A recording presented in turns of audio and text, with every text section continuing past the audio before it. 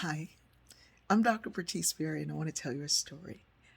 Before my mom lived with me, um, when we became friends again, she wanted to read the books that I was reading. She was always interested in what I was reading. What are you reading? What are you working on?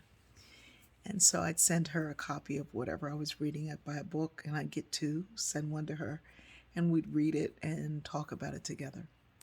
Then when she moved in with me, um, and I'd go out, maybe doing a book signing, and I always went to independent bookstores, and even if I wasn't doing a book signing, I'd go to independent bookstores, and they always had great finds that you couldn't find in the bigger box stores.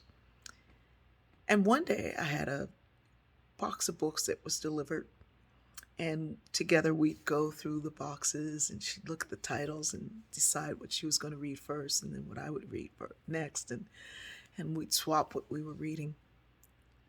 And one day I had picked up a series of books about Marcus Garvey. If you don't know who Marcus Garvey is, look Marcus Garvey up. And once you find out who Marcus Garvey is, please do not drop a link on the page. Let other people look him up. So my mom says, "Oh, I'm going to start with this one." And I was like, I didn't know you were interested in Marcus Garvey.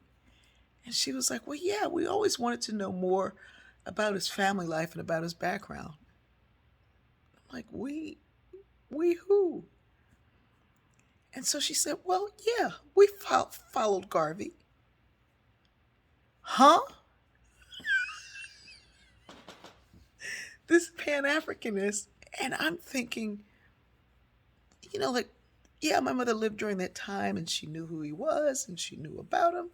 But I had no idea that my own mother listened to the philosophy of and was interested in and followed this idea of going back to Africa. It was so fascinating to me that my own mother, who I thought I knew, I really didn't. And what I knew was her relationship to me. I knew of her struggle with me. I knew of her struggle with raising children, but I didn't think of her and her life and her ideas. And it was through books, these wonderful books.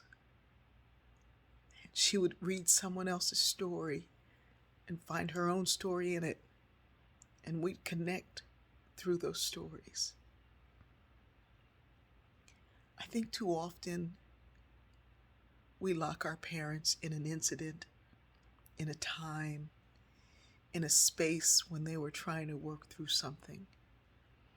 And maybe they didn't evolve in your lifetime, and maybe you still struggle with what they did. But when you get the gift of what caused them to be what they were, or the period of time that they lived in, or the stories that influenced their life, maybe, just maybe, we can find space in our hearts to forgive them the same way our children will definitely need to forgive us.